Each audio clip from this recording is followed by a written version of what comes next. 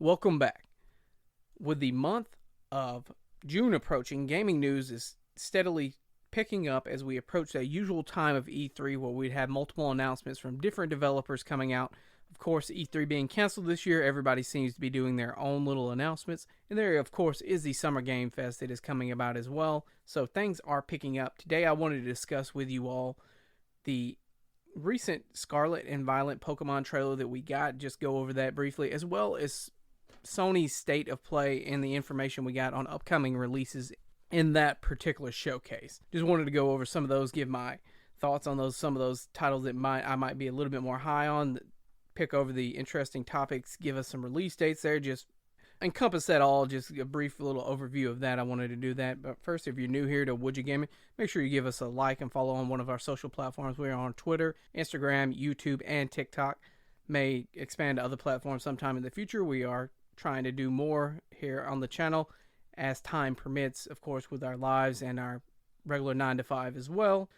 Thank you if you've been tuning in here for a while, listening to us rant. We definitely appreciate all the support we have been given, trying to make it a better experience overall. But let's dive right into things. Enough rambling around there. Jumping right into what the Pokemon company actually gave us. They gave us another peek at Scarlet and Violet. We saw a little bit more of the still unnamed region we will be exploring, along with a couple of the new Pokemon, along with some of the returning favorites, and of course the professors from each region, because this time around there will be it looks to be a professor specific to each game. It looks like the professors will be Professor Sada for Scarlet and Professor Turo for Violet. Not looked up yet to see if they are following the same formula, being named after trees, but I wouldn't doubt it if that is necessarily the case again. Sada appears to have a prehistoric looking outfit that goes along with the theme of Scarlet and Violet, that of course being past and future. Turo has a futuristic outfit, of course lending itself to that. It looks very Tronish if you ask me. And of course those are the themes for these games, so they're going to lean heavily into that. You got the first look at Palmy, the electric mouse looking Pokemon. Over the past years, over multiple generations, we have many Pikachu looking clones, and this looks to be another one of those, in my opinion. It very well may differentiate itself in its own ways, but for the time being, to me, it looks like their attempt to differentiate a Pikachu a bit there. I guess you could say regional variants of the Pikachu that they have in each region. Of course, they have Dedenne, the Plusle and Minun, when that was in Ruby and Sapphire. So over the years they've done this. This is something they've done quite a bit. And Palmy looks cute as a button, so that will likely fit that build there. It was also revealed that, similar to how we were able to play with three other people in Sword and Shield with the Dynamax Adventures and the Max Raid Battles, there will be some type of multiplayer in Scarlet and Violet. It's not clear yet what the extent of that multiplayer will be, but I am hopeful that we'll be able to do some exploring and not be as limited as the way we were in previous titles and entries. I would love to see more exploring, if we could go out and capture moms together, anything like that. Not necessarily in the max raid battle, but seamlessly in the wild. I'd like to see more multiplayer options, and for us to be able to play together more than just battling, trading, or doing those max raid battles. It's exciting news to see that they are trying to add more features, flesh out the multiplayer a little bit more there. So that is something that makes me happy there. We saw a bit more of the open world and a player sneaking up on one of the Mons, Smoliv. It's a grass type olive looking Pokemon, and it makes you question if they're going to follow the same formula from Legends Arceus, if you will be able to capture the Mons in the wild without battling, if they are weak enough, or if you're able to throw bait or something like that. Because in Legends Arceus, you were able to, of course, sneak up on them, capture them, or some of them you had to battle to capture. It was just inevitable. It just had to take place. It was required by the story or something like that, but a lot of times you could capture without even having to go into the battle animation. And it will be neat to see what they do in that regard. Also, we saw the return of Fletchinder and Flaffy, which personally makes me very happy. I'm a big fan of the Mareep line since the Johto days. It's one of my favorite mons from that region. The gameplay definitely leans more towards Legend of Arceus, though, as I was saying. It seems to be more open world in every regard. Even the Pokemon centers that we see there, they seem to be canopies, I guess you would call it. Just buildings with a canopy over the top you walk up to and interact with a beam coming out of the top, likely so that since it's an large open world game, you're able to locate it a little bit more easily. So that's interesting as well. It's unclear at this time if with the battles and everything you'll be able to freely move around as well, because we did get a glimpse at a battle animation and it looked like the character was standing directly behind there, Quaxley, possibly indicating that we will not be able to move around as freely as we were in the Legends Arceus battle system and flee in that regard, and we might have to use the run option as well. Lechonk seems to be the crowd favorite for this trailer, the crowd favorite thus far, the favorite Pokemon that everybody has seen. This is a pig type Pokemon, and the little guy's just cute as can be, and people are simping over him already. People just love, they're going to be fan clubs just like you saw with Sobble for Sword and Shield and Wooloo. That's what I feel like, at least. It's a neat design. We don't have a ton of pig inspired Pokemon, and it's much better than some of the earlier Pokemon in previous titles, the early route Pokemon in previous titles. I'm talking about the Radas, the Pidgeys. Of course, with Rada, it was kind of, it's very meh-ish, but of course with the original Pokemon, they were just, oh, hey, it's a rat, hey, it's a bird. They didn't necessarily have to innovate as much because nobody had seen it at that time. Though in Rada's defense, once it does evolve and eradicate, Hyper Fang does hit like a truck, and that helps it somewhat. Rada's just very basic, if you ask me. I'm looking forward to Lechonk, though. I'm going to nickname mine Chonkosaurus or something along those lines because he's going to be a hefty little fella. I wonder what he's going to evolve into, and I can't wait to see what that is when it's revealed. Of course, we did get an instance where we saw a trade in the wild where a Bagon and a Larvitar were shown being traded in the open, letting me know possibly that the Johto boys, Larvitar, will be returning, and Bagon from the Ruby and Sapphire region as well, the Hoenn region. So it looks like two of the favorites from those regions are returning, because I know Bagon is a lot of people's favorite. The Salamence line is just very overpowered, and I'm a big fan of Tyranitar in general as well. Hopefully it'll be early route, because I know even in Gold and Silver, when you got Pupitar, Larvitar, Pupitar, and Tyranitar, you didn't get that until like Mount Silver. So it was very hard to be useful at that point. You've already beat the Pokemon League. I would love to be able to take a Pupitar with me, a Larvitar on my journey, and level it up over that time frame. There was also a quick reel showing different trainers run across various locales with Pokemon in the wild, possibly still indicating toward, hey, you'll be able to roam around, see these Pokemon and encounter them. It's no more tall grass. And finally, we pan out and see a mountain before zooming in to reveal our legendary box art Pokemon. We, of course, see Koraidon and Miraidon appear to reference the past and future, respectively, with a wheel on Koraidon's chest and Miraidon having turbines for its legs. The turbines make Miraidon look a little bit derpy, in my opinion, but other than that, it is a very cool design, especially the neckbeard part. I don't necessarily like the wheel that is the neckbeard on Koraidon's chest, but otherwise, that Pokemon is immaculately designed. We weren't given any information on the typing for these mons, but if I had to guess, I would say this is going to be some type of dragon. With Miraidon, it does appear to be electrified along the pieces on his head, so maybe it's a dragon electric similar to Zekrom. We weren't given a ton of information, of course, so we will have to wait to get that revealed at some time future in another release. And as with the yearly formula, we will see the second and third stage evolutions of our starters as we get closer to that release date. Of course, they will likely be leaked first, as with Thwackey, Reboot, and what was it, Drizzle? That evolution line in particular looks super fake to me. I didn't believe it when I first saw those coming out. I was like, this can't be real. These look so poorly designed. But the final stages were pretty cool, so that kind of made up for it, in my opinion. Just the awkward teen stage, that middle stage, man, it was rough for them. I look forward to seeing more of this. Can't wait to just dive into this and get our hands on to see what it actually plays like. See if there are any other gimmicks, like the Z moves or the Dynamaxing or Megas that are going to make a return here. Moving on from that, from the Sony State of Play, given what we were shown on the last couple of States of Play, I wasn't expecting too much from this presentation.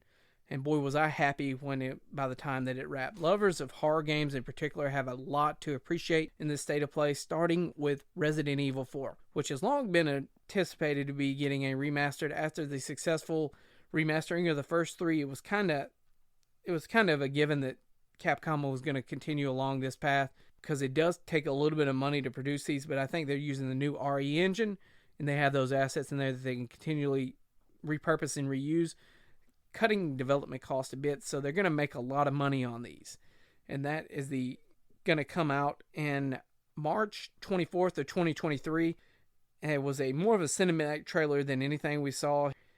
They did mention that PSVR 2 content is going to come, and that's something that you will see that is very prevalent in this particular presentation. There are a lot of PSVR 2 titles that they are showing off as they continue to develop that software and hardware and eventually push it out for the PlayStation 5. Resident Evil Village is another title that is going to benefit from PSVR 2 capabilities, and we saw some gameplay for that as well. Saints and Sinners, The Walking Dead, another PSVR 2 experience, was shown after there are quite a few titles in this showcase involving zombies, or walkers if you will, if you can't tell already. Next, we look back at a game that died and rose from the ashes like the phoenix itself. Of course, I am referencing No Man's Sky, the game published by Hello Games and its creator Sean Murray, or founder Sean Murray. This game there was so much that was promised when this game was shown, and much of it was missing at launch. Despite that, they spent years, I mean years, launching free patch after free patch to make this a title worthwhile. Now they're adding PSVR 2 capability for the PlayStation 5 version, as they have probably released a free PS5 version of this as well. For all that Sean Murray lied to us and didn't deliver in the beginning, he has more than made up for that. They have earned that. They have earned the money that I paid for this on launch. I will tell you that I played this game on launch, and it was a mess. There was a lot of bugs. It was very empty. And despite all of that, I had a good time with it. Something about space exploration is just very interesting. The VR capabilities of this don't interest me so much, because VR more or less gives me a headache, makes me motion sick. I can't really deal with all that. But I am glad to see this game continually do well and get new features that are free of charge to everyone. They did not say there was a price tag with this. I have to assume it's a free update. We will have to wait and see, though. If they did charge for this, they've garnered enough goodwill with all their free updates that somebody's going to pay for it. The game is a stellar title at this point with many features that were not there at launch that should have been. A huge update for Horizon Forbidden West is coming as well. That's going to add some different modes. That's going to be performance for visual fidelity, transmog, so your armor can take on a look of your favorite stylish Peach while maintaining the perk of another, the ability to reset your skills so you can redistribute those skill points if you messed up somewhere, ultra hard difficulty, and New Game Plus with New Game Plus weapons and trophies out now. So that released on the day of this. Horizon Call of the Mountain appears to be a VR spin-off of the mainline title, showcasing jumping, exploring, even combat. Ends with a Thunderjaw stepping, ready to step on the player. I bet it will be an interesting experience. It appeals to me, even though I'm not a PSVR fan. This will be exclusive to PSVR 2, of course. Next up, for the PC players and the people who hate things being ported to PC to gripe about, Spider-Man Remastered is coming to PC on August 12th of this year, with Miles Morales coming sometime in the fall as well. I thought that the original Spider-Man had already released on this. I could be mistaken about that, but at least they're getting the remastered version at this point. If they released the original without the remastered, though, I would think that people on PC could just upscale that on their own without purchasing the remaster. I'm not sure about that. Next up, Stray, a game that we've previously seen where you play as a cat in a post-apocalyptic cyber landscape, was shown. A release date of July 19, which is a little over a month away, was given. PS Plus Extra and higher members get this at no additional cost, which is good to see, as we know Sony continues to compete with Microsoft's Game Pass offerings. This helps to push the subscription numbers more, in my opinion. Sony isn't going to allow their big IPs to come day one, and I can understand that, but Microsoft does, so you have to do something to incentivize people to sign up for your service to kind of tempt them away from Microsoft's side of things. Now, Microsoft doesn't have a whole lot of first-party content that has been out as of late. They've delayed the Elder Scrolls titles, which it's better to delay those titles than to push them out as a buggy mess because they're already going to have a ton of bugs as it is. But if you remember Halo Infinite's launch, that launched without a single player component, without co-op multiplayer. It only launched with multiplayer, basically. PvP was all you got with that. And even though it was free, that's kind of nuts to me. How do you push out a Halo game without a campaign? Needless to say, though, Sony does have to try to lure people away and to make their service look more desirable to people who might not already be in the PS ecosystem, who might be in the Microsoft or PC ecosystem, and try to get them over to their side of things. Moving along from there, the Callisto Protocol looks like a terrifying game, and despite my hate of jump scares and no overall love for horror games or movies, I am intrigued.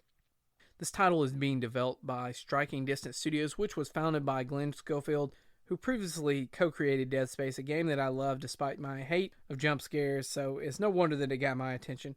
There seem to be zombies that you must fight and survive against as you explore poorly lit corridors. It appears to be set on a moon in space, no less. The title is coming to PS4 and PS5 on December 2nd, 2022. Rollerdrome, which appears to be a roller derby third-person shooter, looks very stylish and action-packed. This will come to both PS4 and PS5 on August 16. It looks like it could be a good time. I'm not sure how long the loop will remain fun before it becomes repetitive, though. Eternites, which labels itself as an action dating game, comes early 2023 for PS5 and PS4. It looks very JRPG-ish with quite a few quick time events thrown in there from what the trailer shows. It looks very stylish, but only time will tell if it has any substance to back that up. Street Fighter 6 was shown off, and they showed a good bit of combat in this. It's coming to PS5 and PS4 in 2023. And my word, Chun-Li has been doing squats because those are the thickest thighs I've ever seen in my life. The gameplay looks frenetic, fast, and like a lot of fun. Tunic comes to PS5 and PS4 later this year on September 27th. And though I've been seeing both good and bad reviews for this, I look forward to getting my hands on it and giving my own impressions of it. I did think this had previously gone to Nintendo Switch, but upon researching, I saw that it was only on Xbox and PC, and I imagine that eventually this will make the rounds to the Switch as well. If you're trying to hold off for that, that might be the best thing to do, because I can't see them not putting a Zelda-inspired top-down game on the Switch.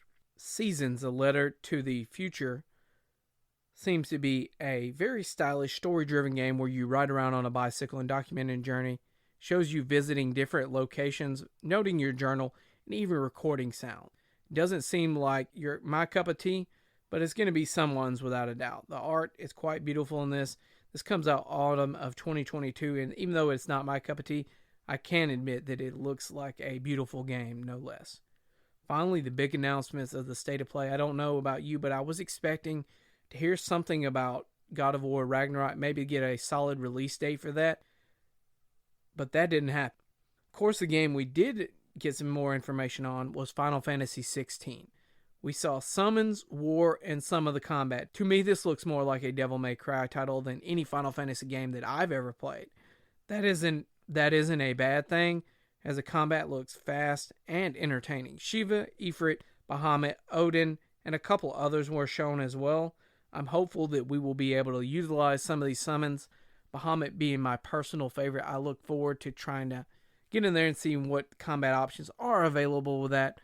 The combat is very fast, and the enemies displayed level, along with your own level being shown.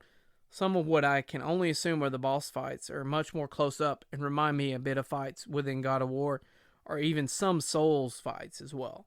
A lot of what we saw was CGI, but we did see a fair bit of combat as well. It is exciting, and after seeing this, I'm a bit more excited about the title because I wasn't that familiar with it going into it. It does look like you will be solo in this without a party, unlike previous RPGs where you go out with a party of 3 or 4. That isn't necessarily going to be a bad thing, just different. Only time will tell how this game is remembered and reviewed. I do look forward to checking it out and playing on this whenever I can get my hands on a PS5, though. As always, I hope you guys enjoyed what we've gone through here, rambling today, going over some of this information of gaming releases coming up in the future, near future, and far future. Of course, some of these titles are for 2023, as with Final Fantasy 16, that's going to come out I think they said summer of 2023. Do you have a favorite release here? Is there anything you'd like to hear us go over that we haven't discussed? Anything we can improve to improve the podcast? Always trying to make it a more enjoyable experience for you guys, the listeners. Let us know on one of our social platforms. Shoot us a DM or an email at woodyagaming@gmail.com. Hope you guys enjoy, and peace.